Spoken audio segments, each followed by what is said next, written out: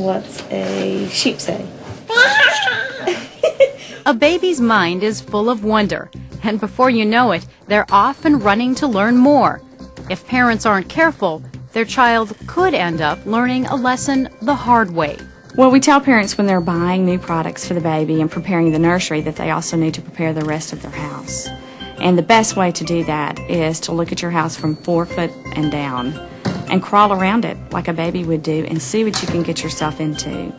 For Marcy Lambert and her husband John, that childproofing education started early.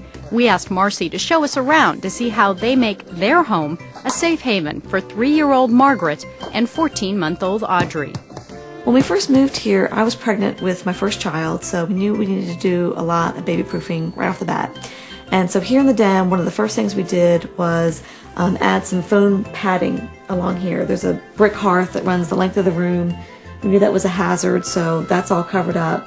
We also added outlet covers on our outlets, even the one that's up high. And under this rug, there are actually some floor outlets, so we made sure to cover those up and cover them up with the rug as well. I try to keep a basket of toys probably in each different room, so if I may be cleaning in the bedroom, the girls have a basket of toys that they can play with, and it keeps them kind of away from anything that could be a hazard. I try to kind of reinforce the good rather than pointing out the bad all the time to them. With these bookcases, because they're so large and they're fairly lightweight, without all the books in them, we were worried that our children might try to climb up them. So we put L brackets on the backs of all of them, and we actually screwed them together. So these are very, very secure. They're not going anywhere. It's almost like they're built in right now. So there's no hazard to the kids.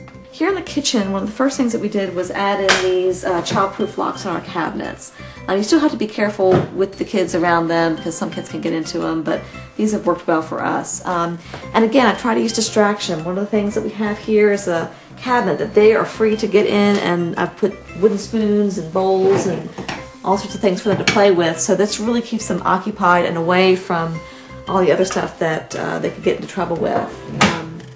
And then here on the refrigerator, you can see it's very clean. I don't keep any magnets on it. My little one would probably eat them if I did. So we try to keep a lot of things off of this so they won't get into any trouble there. In any of the rooms that we don't want the kids to get into, we put on these doorknob covers. The kids can't operate them, but an adult can squeeze there, open up the door. And then here in the bathroom, one of the other things we've done is we've got a cord cover on the blinds up there to keep that from being a strangulation hazard. And over here in the bathtub, one of the things that we do is we put this cover on the faucet so it's not a place where the girls could hit their head. We also have a bath seat.